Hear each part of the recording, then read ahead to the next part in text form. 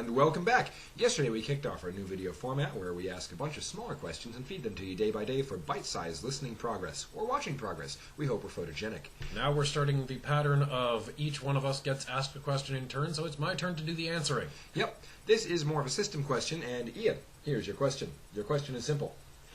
Approximately how many challenges is appropriate for a scene, and why, in 5 minutes or less? All right. Go. So, each scene in a game should present a certain number of challenges, and the GM has to manage this with explicit numbers in mind. And this will be a number dependent on the number of players. But suffice it to say that your game time should be divided up so that your players should use up all of their chances to succeed at things by a certain amount through the game session. And depending on how much you have decided you want them to fail in this session, so do you want this to be a grueling session where they fail about half the things? And if you think about it, failing half the things you want to do is quite grueling. Or do you want it to be a more normal situation where 70 to 80% of the time they succeed, but there's going to be some failures? Based on that, you take the number of players and the average number of traits on a player's sheet, and you look at the amount of time you're going to have to play, and you scale your challenges appropriately. So if you have 4 hours to play in a weekly game session, which is pretty average, and you have 4 players, which is a good-sized group, it's on the small end of the ideal size of group. 4 to 6 players is usually the ideal size for a role-playing group. So, if you have 4 players, and each of them has what we recommend as a starting of 10 traits, and sometimes you don't need that to ever grow in the course of an entire game, then in those 4 hours, you're going to need to use up 40 successes, so 40 challenges, and in the course of that 4 hours, think about the type of scenes you're going to run. You're probably going to get somewhere between 4 and 6 scenes in 4 hours, because each scene transition is going to happen after something like a real-life half an hour to an hour, depending on the one. So if you've got a mix of scene lengths in real time, you're probably going to get around 6 in.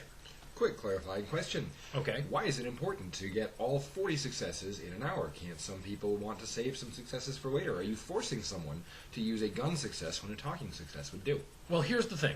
They're going to have 40 total successes to use up. So you're going to want to aim for using all of those up and then a little bit. Because the players are going to find ways to apply their successes in various situations. And if they can't think of a way that they'd like to apply a success they have available in a situation and they fail, great, that's one of your failures that you were shooting for. That is exactly what you're trying to get to happen. So if you present situations where they don't want to use their success right now, for any reason, you're doing your job right. But won't people get suspicious when you always end up using approximately 40 successes in a 4-hour session? Maybe, but if you are presenting the story that presents those challenges well, they probably won't mind. Because a very similar thing is done in GMing well with random systems, where you try to present enough challenges at a high enough difficulty to the roll where it's likely that your players will fail, and good GMs will often keep doing it until somebody fails at least a little bit, so that the at least illusion that there is a challenge is preserved. And it's a very similar idea here.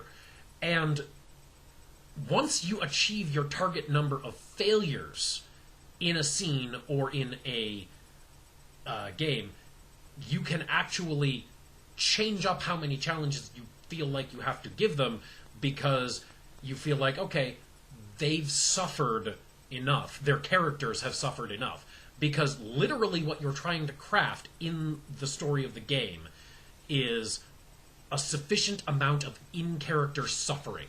Because in-character suffering creates pathos, it creates motivation, because the players choose it, because the suffering happens in response to their choice.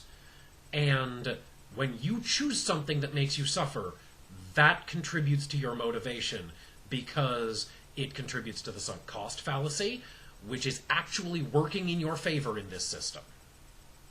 So, to put a firm number on that, finally, after all of this, if you're going to have an average of 6 scenes in a 4-hour game session, and you've got 40 successes to chew through and then some, let's say you're looking for an 80% success rate, you need to have 40 be 80% of the final number.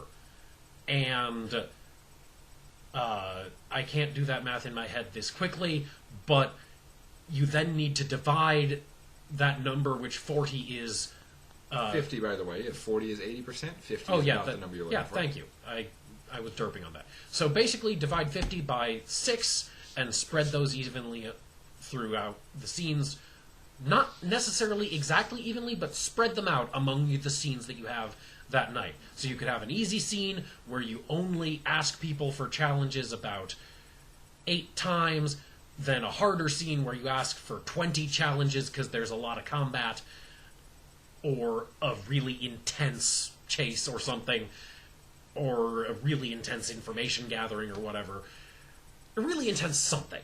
And then you get another couple of easy scenes, and then another intense one. And then speaking of intense somethings, we've hit our intense time limit. So until next time, I'm bidding you an intense farewell. Good night.